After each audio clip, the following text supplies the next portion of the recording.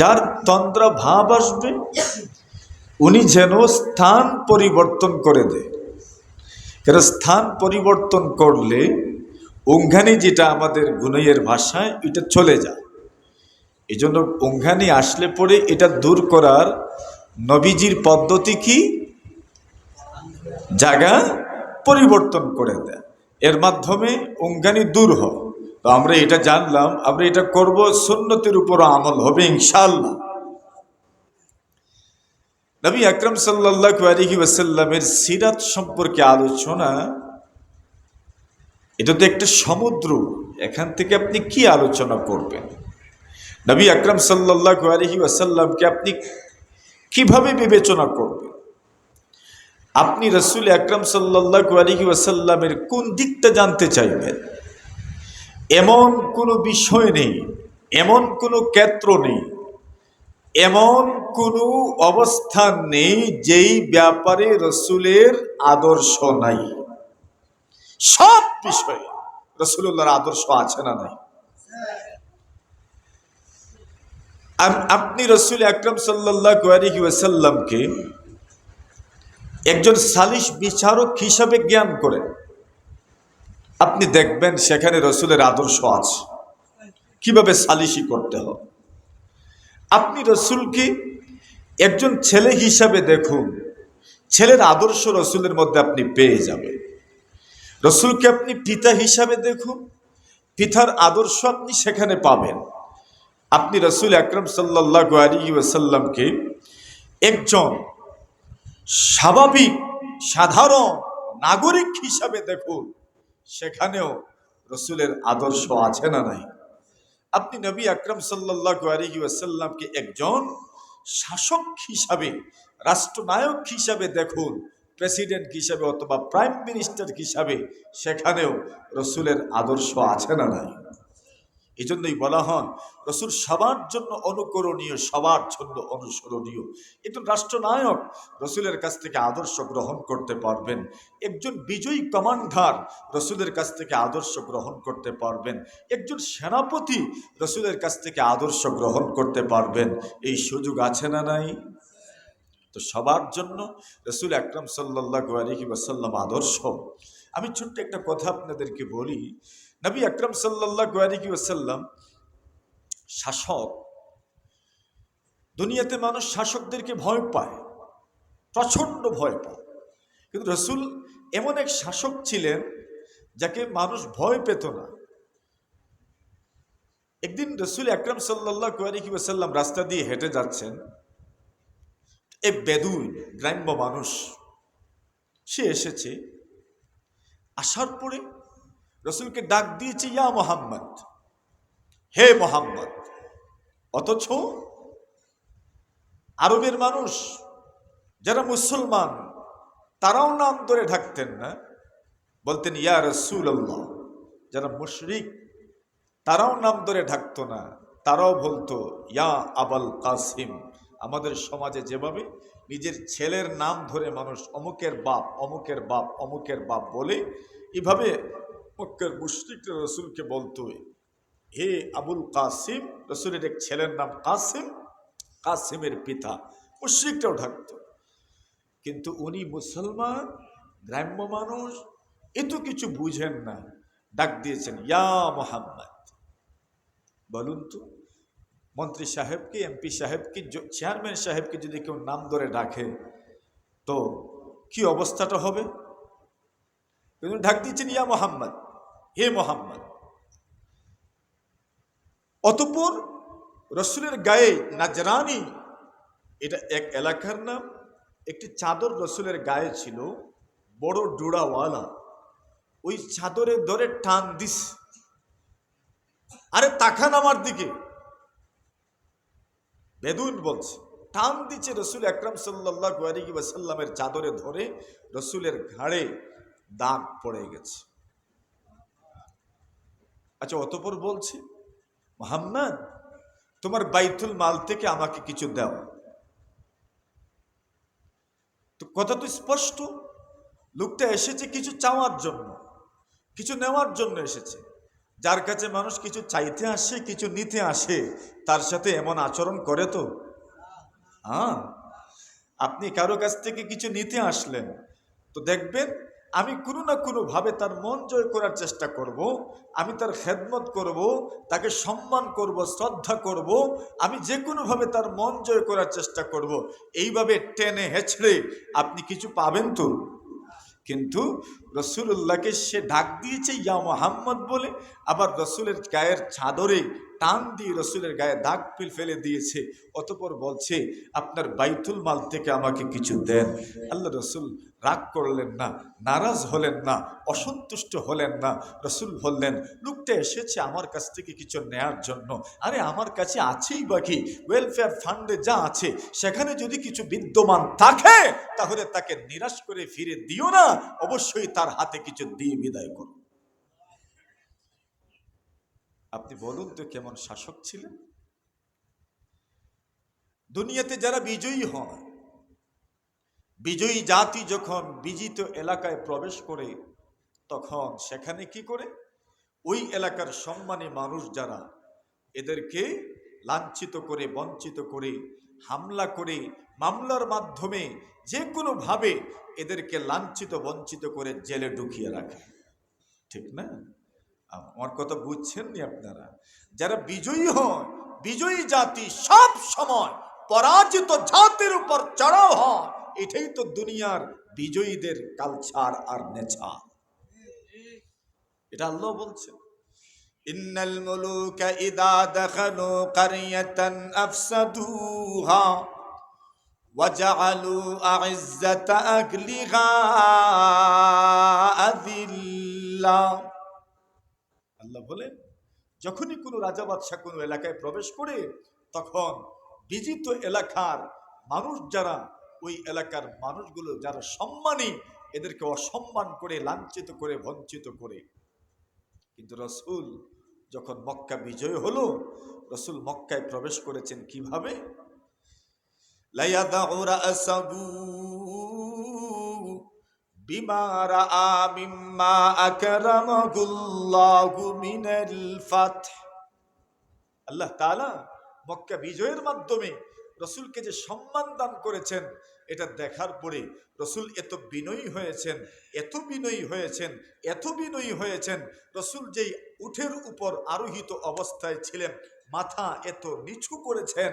রসুল আকরাম সাল্লাল্লাহু আলাইহি ওয়াসাল্লামের মাথা কি পরিমাণ নিচুগামী ছিল বর্ণনা করছেন, হাত্তা আন্না উযুনুহু ইয়ামাসসু ওয়াসিতাতার রাহাল।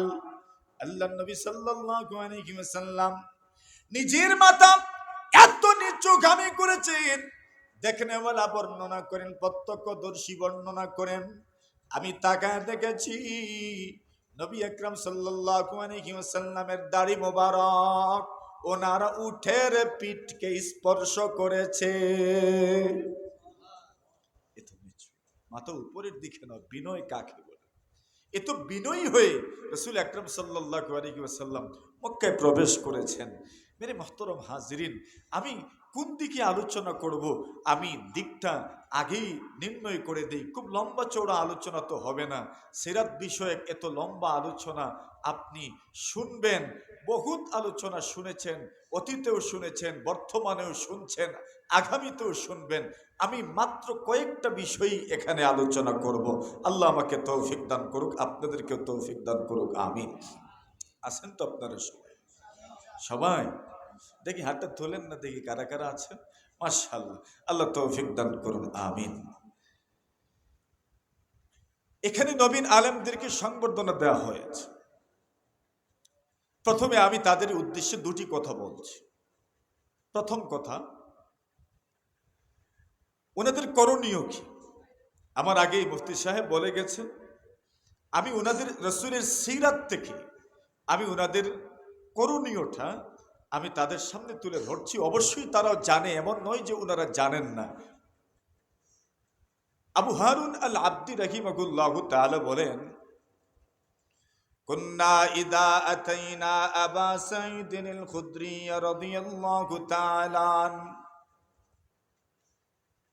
আবু হারুন আল আবদি বলেন, আমরা যখনই আবু সাঈদ খুদরি রাদিয়াল্লাহু তাআলা আনহু, নবী আকরাম সাল্লাল্লাহু আলাইহি ওয়াসাল্লামের বড় একজন সাহাবী, ওনার কাছে যখন আমরা যেতাম, যাওয়ার পরেই উনি আমাদেরকে বড় মহব্বতের সাথে আমাদেরকে সম্ভাষণ জানাতেন এবং আমাদেরকে বলতেন, মারহাবাম বিওয়াসিয়াতি রাসূলিল্লাহি সাল্লাল্লাহু আলাইহি ওয়াসাল্লাম। আবু সাঈদ খুদরি রাদিয়াল্লাহু তাআলা আনহু আমাদেরকে মারহাবা জানাইতেন, আমাদেরকে শুভেচ্ছা জানাতেন, আমাদেরকে খুব সাদর সম্ভাষণ জানাতেন, বলতেন আপনাদেরকে রাসূল আকরাম সাল্লাল্লাহু আলাইহি ওয়াসাল্লামের ওসিয়তের মাধ্যমে আপনাদেরকে স্বাগতম জানাচ্ছি। এখন কথা আরেকটু বেড়ে গেল, এখন আপনাদেরকে বলতে হবে আমাকে রাসূলুল্লাহর ওসিয়তটা কি। ওই কথাটা ইবনে মাজার রিওয়ায়াতের মধ্যে এসেছে, রাসূল আকরাম সাল্লাল্লাহু আলাইহি ওয়াসাল্লাম বলেন, সায়াতিকুম রিজালুম মিন আকতারিল আরদ ইয়াতাফাক্কাহুনা ফিদ্দীন ফাইদা জাউকুম ফাআকলুহু। নবী আকরাম সাল্লাল্লাহু আলাইহি ওয়াসাল্লাম বলেন, সাহাবায়ে কেরাম আমার পুরা দুনিয়ার বিভিন্ন প্রান্ত থেকে আপনাদের কাছে এমন কিছু লোক আসবেন, ইয়াতাফাক্কাহুনা ফিদ্দীন, যারা দ্বীন অর্জন করার জন্য আসবেন, দ্বীনি শিক্ষা অর্জন করার জন্য আসবেন, দ্বীন শিক্ষার জন্য আসবেন। আল্লাহর নবী বলেন, বিভিন্ন অঞ্চল থেকে, বিভিন্ন প্রান্ত থেকে আপনার কাছে লোক আসবে দ্বীন শিক্ষার জন্য, দ্বীন অর্জন করার জন্য। আল্লাহর নবী বলেন, ফাইদা জাউকুম, যখন ওরা আসবেন এদেরকে সন্তুষ্ট করে বিদায় দাও, তুষ্ট করে বিদায় দাও, এদেরকে পর্যাপ্ত পরিমাণ দ্বীন শিখিয়ে বিদায় দাও। ওফি রিওয়ায়াতিন ফাআল্লিমুহুম ওফি রিওয়ায়াতিন ফাহাদ্দিসুহুম। আল্লাহ রাসূল বলেন, বিভিন্ন প্রান্ত থেকে যখন মানুষ তোমাদের কাছে আসবেন তখন তাদেরকে দ্বীন শিখিয়ে বিদায় দাও, এদেরকে দ্বীনি জ্ঞান অবশ্যই তাদেরকে শিক্ষা দাও, হাদিস শিক্ষা দাও। ওই মানুষগুলোর সঙ্গে তোমরা সুন্দর আচরণ করো। ফাস্তাউসু বিহিম খাইরা, এই জন্য নবীন আলেমদের জন্য জরুরি, সবার জন্য জরুরি। আপনি যেখানেই যাবেন সেখানে মক্তব শিক্ষার ব্যবস্থা থাকতে পারে, আপনার মসজিদে মক্তবের ব্যবস্থা থাকতে পারে।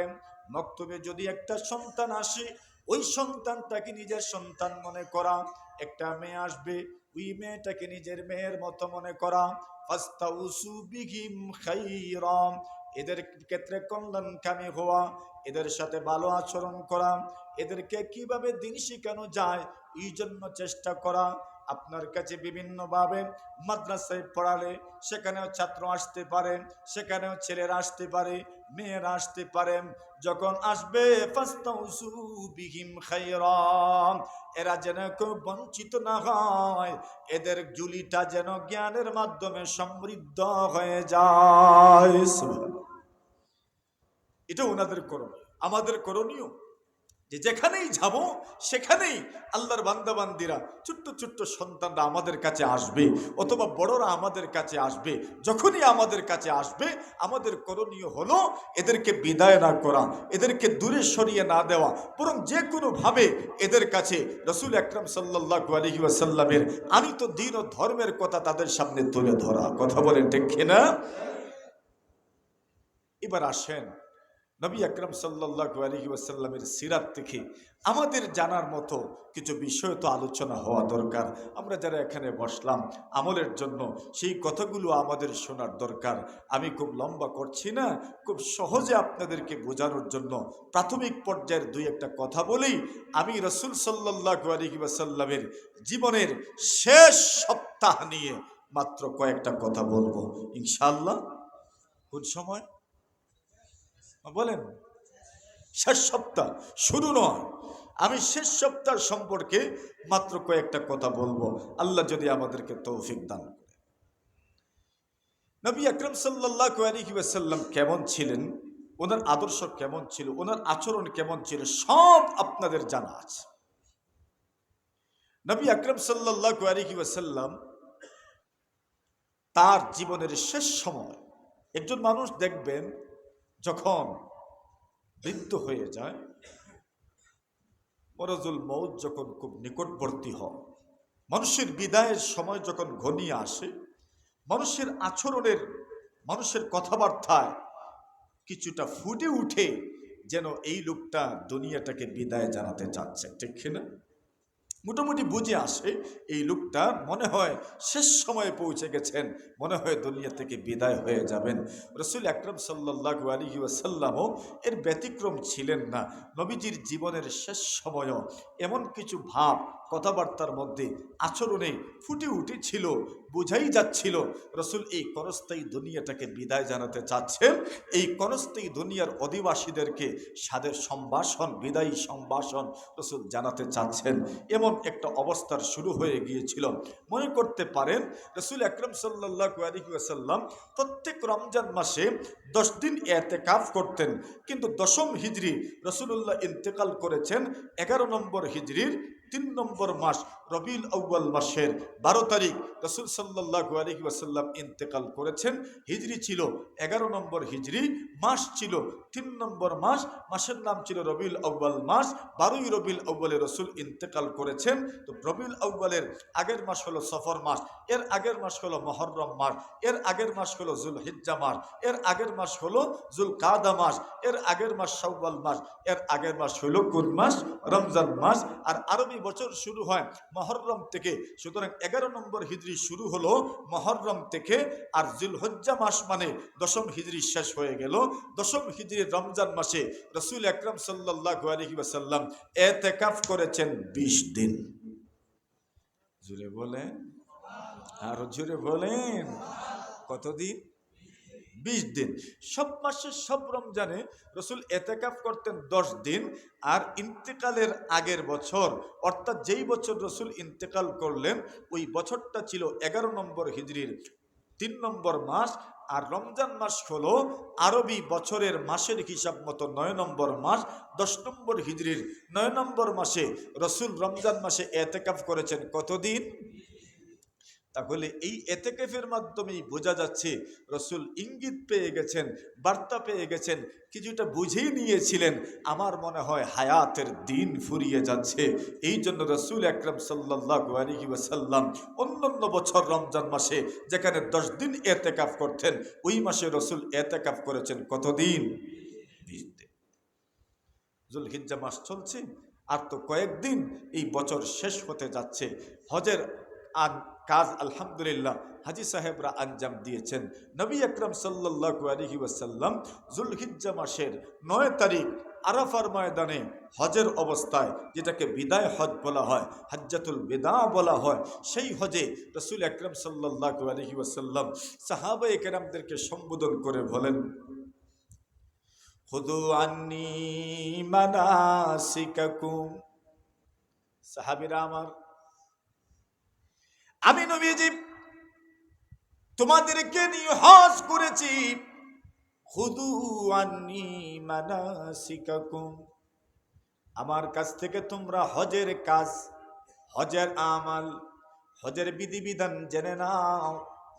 কেননা আমি জানি না, লা আদরি, আমার জানা নাই, আন্নী আলকাকুম বাদামি হাদা ফি হাযাল মাওকিফি আবাদা।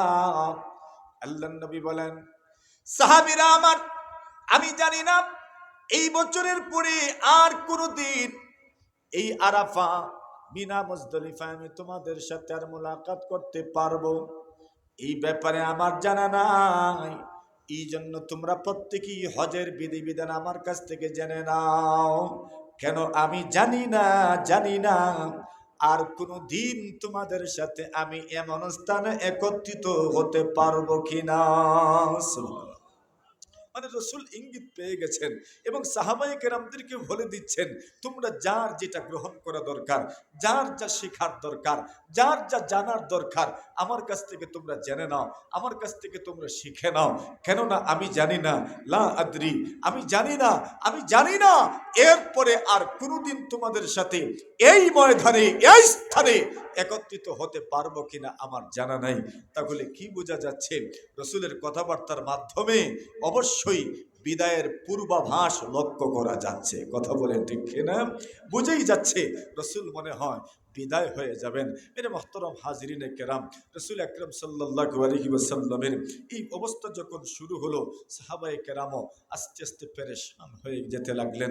জানি না রসুল মনে হয় দুনিয়া থেকে বিদায় হতে যাচ্ছেন। রসুলের কথাবার্তা অস্বাভাবিক, রসুলের কোনো কোনো সময়ের আচরণটাও অস্বাভাবিক মনে হয়। এইভাবে রসুল বিদায়ের দিকে এগিয়ে যাচ্ছেন।